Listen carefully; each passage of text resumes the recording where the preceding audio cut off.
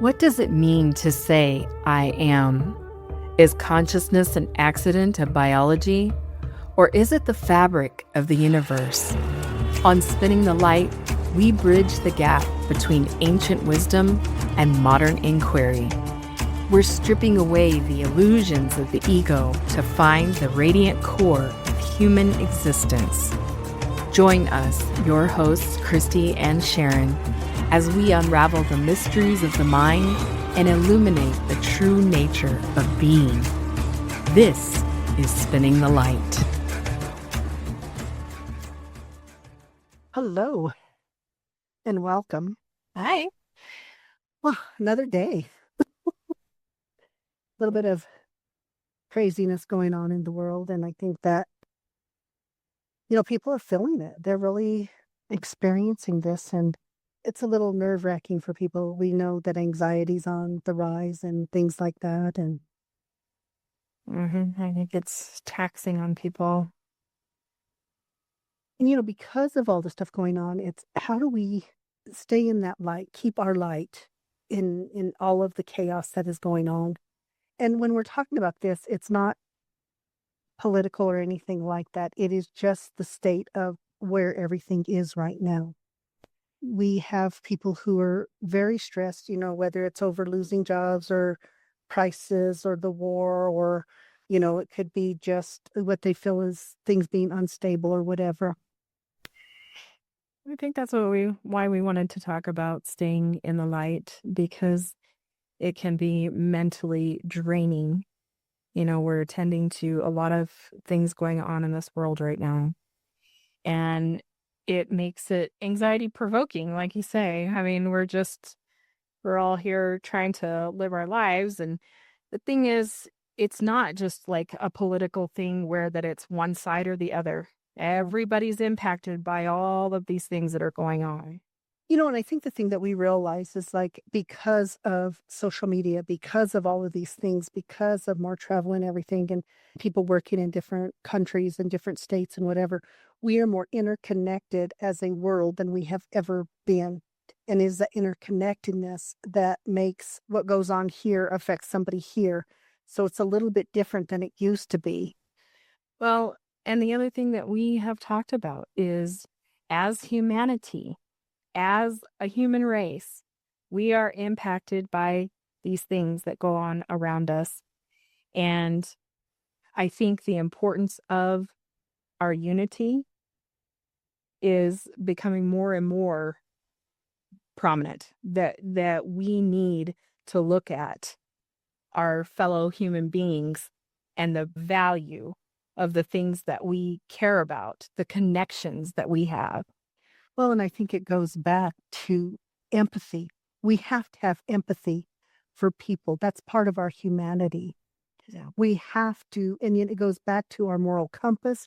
It goes back to our integrity. It goes back to those things that we have talked about, because that is what is that glue. And we need that glue in order to have that solidarity as a human race. Yeah. And so much of the time, people have this idea, well, you fight fire with fire. Well, you can do that, but now we just have a bigger blaze. And that makes absolutely no sense. Exactly. Or that an eye for an eye. Now we just all walk around blind. How does this help us? It doesn't. It actually becomes detrimental. But if there is a fire, how do I put water to it, or how do I help to contain it versus spread it? And that is through our choices. That is through the behaviors that we have. Yeah, because all we are in control of is ourselves. So, all of those things that are exterior to us, it may even be that we think we're standing up for a good cause, but the way in which we approach that is the main thing.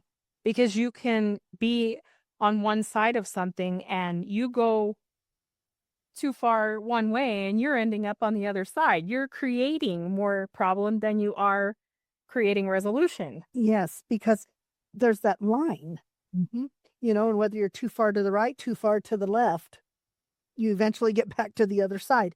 That's why it's important when we're having conversations How do we invite a conversation? I cannot go with talking with somebody who has a different point of view than me with the idea that my job is to change their point of view. Mm-hmm.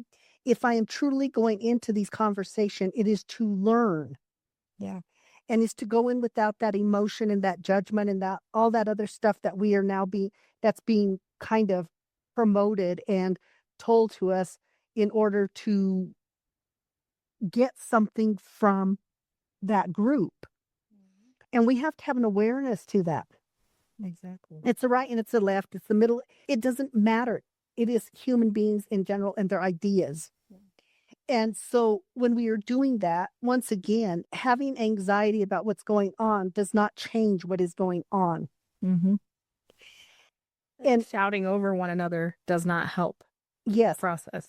So even when you were saying our choices, I still choose to be anxious in a way because I'm choosing the thoughts that are in my head. Mm-hmm. And if I'm choosing those thoughts, I am sustaining the anxiety. So I hear a lot of people say, I have to just not look at any news or anything for the day because I need to reset, which is a great thing. But then the other one will say, I feel like if I'm not informed, I'm doing like an injustice to myself and to others. So, but there's a fine line between that. If you're starting to see that it's starting to make you anxious or have those feelings where you're getting angry or those kind of things, that's when you need to walk away from it. And that's when you have to go and turn back inward. Because like I said, you don't control any of these outside things. So it's when we have to go back into ourselves to create that inner peace. I mean, you can't go and force your opinions on other people. But if you have conversations where that you have an open mind and you are asking questions and you are listening with the intention of creating, A relationship. yeah, then you're going to be in a much better place and they're going to hear you better. Absolutely. And I think, you hear a lot of shouting right now. This idea of my way is the only way. And, that's not how this works. We all are at different places in our lives. We have all had different journeys. And so maybe one person is here and one person is here. Maybe this person here will eventually be here, but it is a process. And we have to trust in those processes. We have to trust in our growth, in our development. We have to trust that we are going to grow not only as an individual, but as a collective. Mm-hmm. And we have to realize that everybody is in a different stage of their growth and development.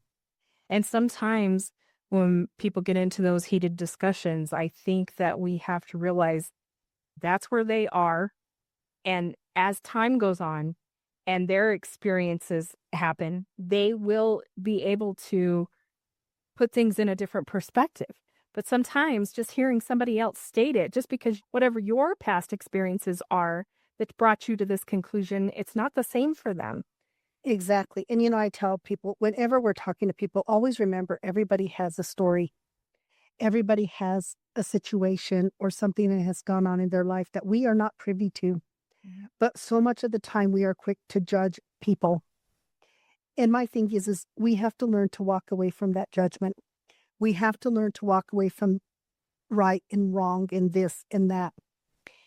And one of the most powerful things I think is coming to the realization, having the awareness that there are a lot of voices out there right now that are trying to divide. Absolutely. For their own personal gain.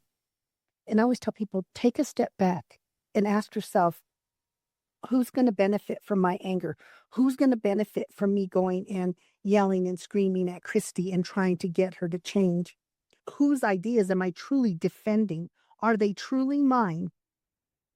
Or are they somebody else's? And I think it goes back to that about your questioning. Mm-hmm.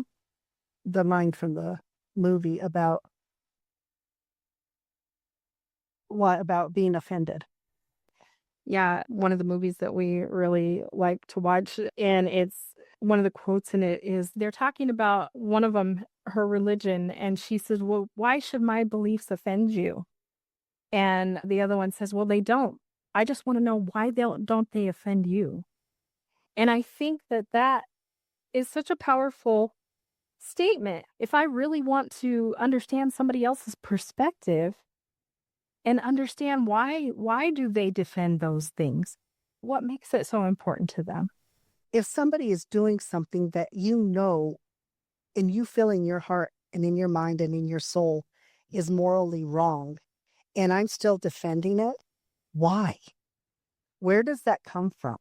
Mhm. And I don't care who or what it is that thing of not paying attention, but still defending or approving of something that is morally wrong. And that goes back to that inner intuition that we talked about, listening to your gut about things, because there is a level of discernment, I believe, that you can pick up on with people. Is this person, do they have a good intent in what they're doing? Or is this a strategy? I mean, you have to be able to recognize that and feel that. And if you do recognize that in someone, sometimes the best approach is you need to walk away. Absolutely. And I think somebody asked me once about political affiliation. And I says, well, I don't do it that way. And they're like, what? And I said, I get rid of the fluff, meaning I get rid of the politics. And I actually listen to this in here. And I say to myself, is that a good individual? Is that a kind individual? Is that an individual that I would want to be around? Is it somebody that I would want to emulate? Yes. And I don't care what political affiliation somebody is. I am going to look at, are you a good, decent human being? Mm. A political affiliation, religious affiliation, your job, whatever, don't care. Are you a good, decent human being? Mhm. That to me is more important than somebody's affiliation to whatever it is. And I think that we get so caught up in the rhetoric, the narrative, that we are not pausing to truly listen and pay attention. And pay attention to where we have power, because if we want to dispel the negativity, we have to be the light in that darkness. Yes. And I think when we get caught up in those narratives, we lose ourselves. We are not paying attention. We are conditioned. I study psychology. It is conditioning. It is all conditioning. And we have to learn, what are we being conditioned for? And then we have the power to change something and the power to change it when we sit there and say, what is this making me feel internally? If I feel like yuck when I'm thinking it, or if there's even a smidgen of it, I need to think about, why am I doing this? Mhm. Because it is not about my life. Yeah. It is about promoting somebody else's maybe gain of money or political power or power over a relationship, whatever it is. Mhm. When you do that, you recognize that it can't have that power over you when you are aware.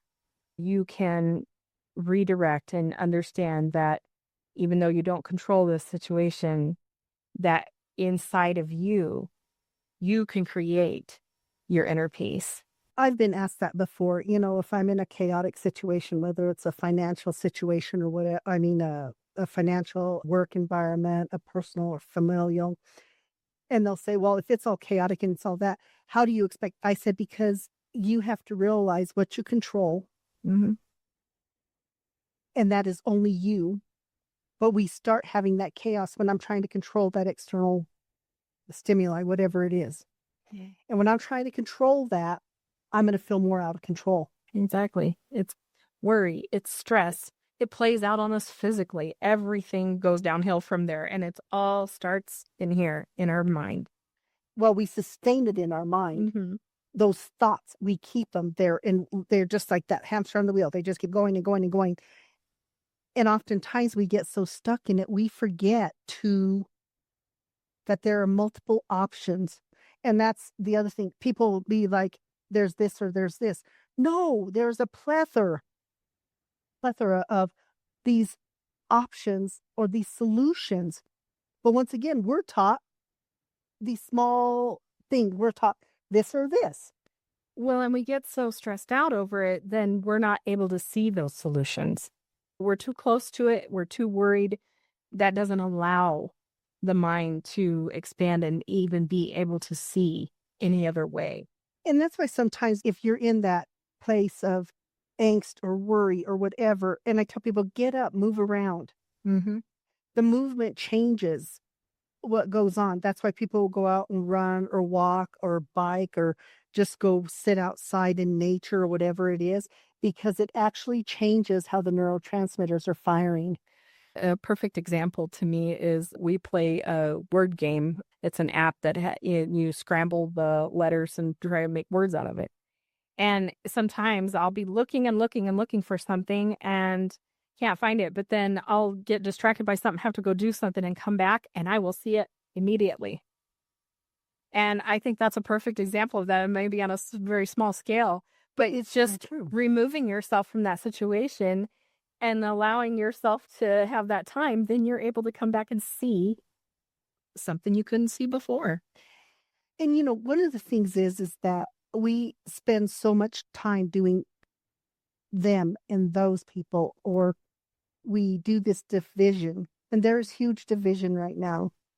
And we can't pretend like there's not, because if we pretend like there's not, then we're a remiss as well. Mm-hmm.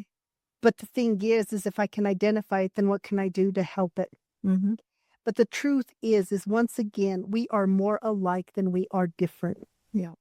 Religions are more alike than they are different. Even some political things are more alike than they are different. Mm-hmm.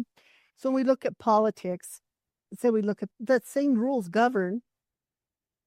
Do you see what I mean? Mm-hmm. The foundation is the same, but we pick and choose, and then it becomes us against them, and that causes that division.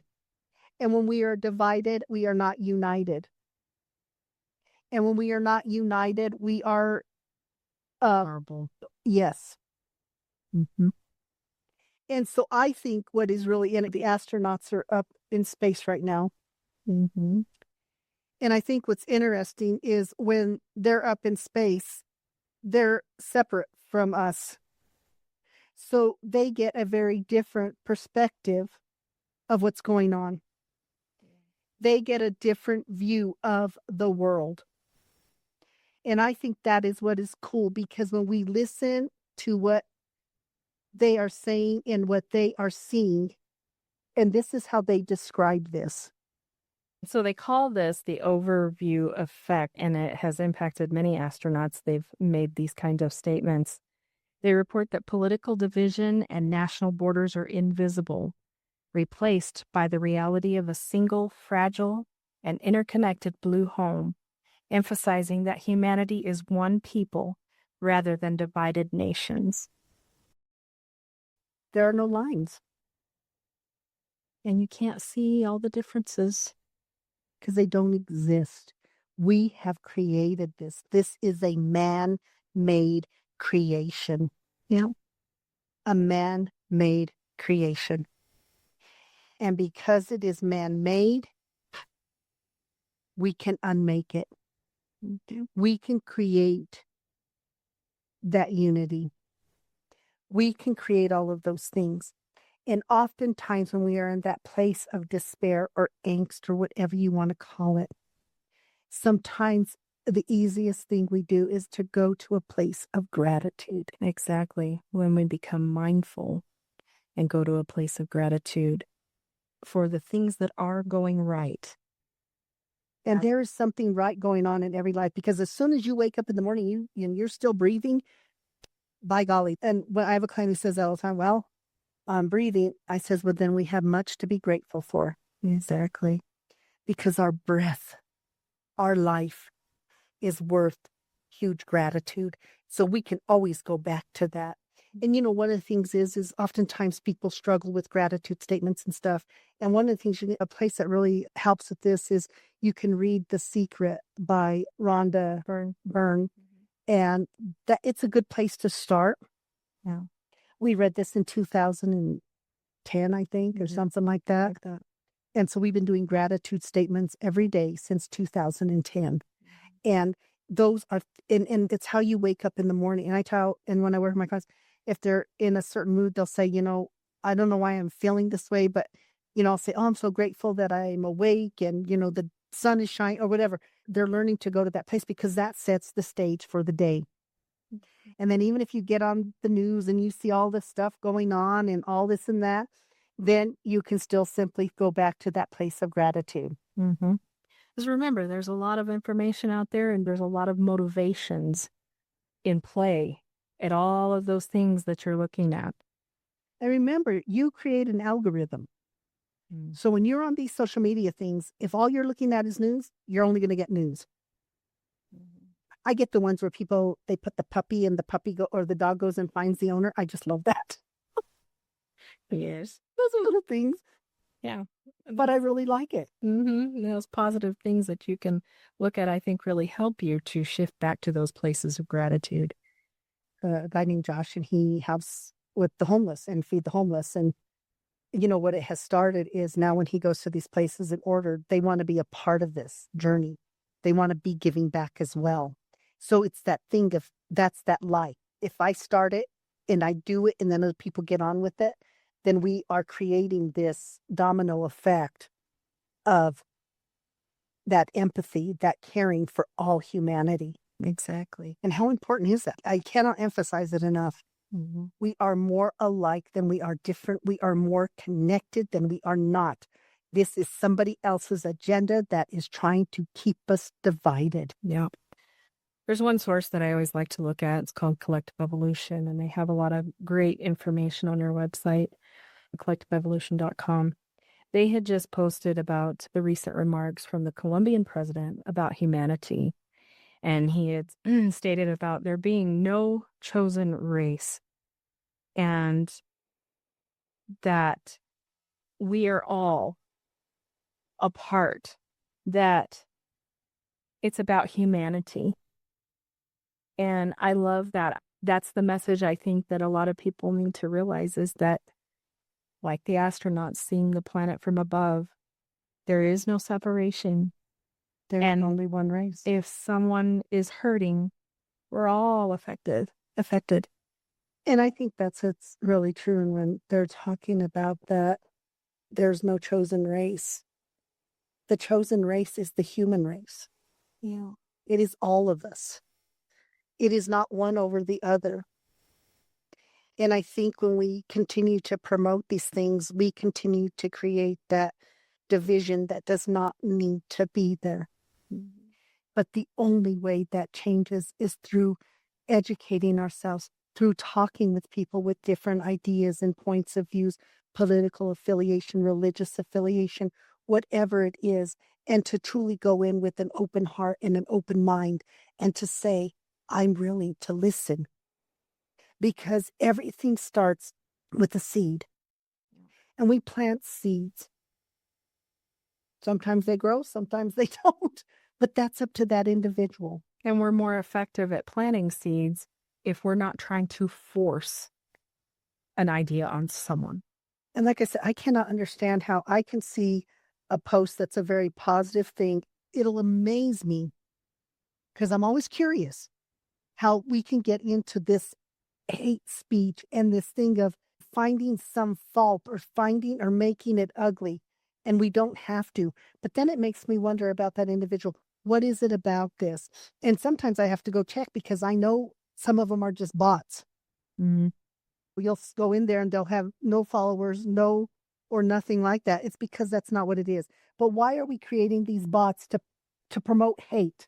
Because somebody's behind that, orchestrating it, trying to get the people to a certain way of thinking. And once again, I go back to the Superman movie. He doesn't even understand this.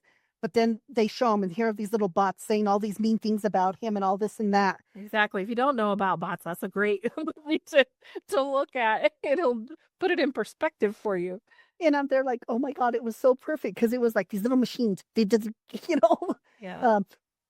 Superman sucks. Superman's this. Superman's that. And none of it's true. But yet Lex Luthor hired they were for him to create this thing to make people turn away from Superman. Yeah. And it worked. And it was crazy. Mhm. But that's what it is. We have bots to do that. We have people behind the scenes who are so filled with that darkness. And that's what it is. When you are spewing hate, there is a darkness in you. Mhm. Because if you're in the light, you are not going to hate. Exactly. It doesn't work that way. Fire begets fire. Yeah. Light begets light. And when we start to have more of an understanding about that, I think that is when we are going to really start to change this narrative that we've been living. Mhm. Because I truly believe that a majority, and when I say a majority, I mean a majority of people are just decent human beings who just want to live their lives. Mhm. They just want to go out, work, provide for their families, enjoy time, do all of those things. There's a kindness about them. Yeah. But we have that narrative that wants to make it bigger than it is. And it's only as big as everybody feeds that energy and makes it. That's why it's Exactly. important to go back into yourself, switch to that place of gratitude. Learn Learn to shut it down. Yeah, and walk away when you need to. And the other thing is, people say, well, how do you do that? Well, first off, start aligning yourself with those people that are about Nurturing your light. yes, and you nurturing theirs. It's about that relationship that is based on building, regardless of political affiliation, religious affiliation, what kind of job you have. If you have kids, you don't have kids, you do this, you don't do that. It doesn't matter. If they are in alignment with the light, then gravitate to those people and identify if you're around somebody and every time you're around them, you start feeling that ick, then say, why am I still around them? Regardless of what their title is in your life. Yeah. It's still not benefiting you.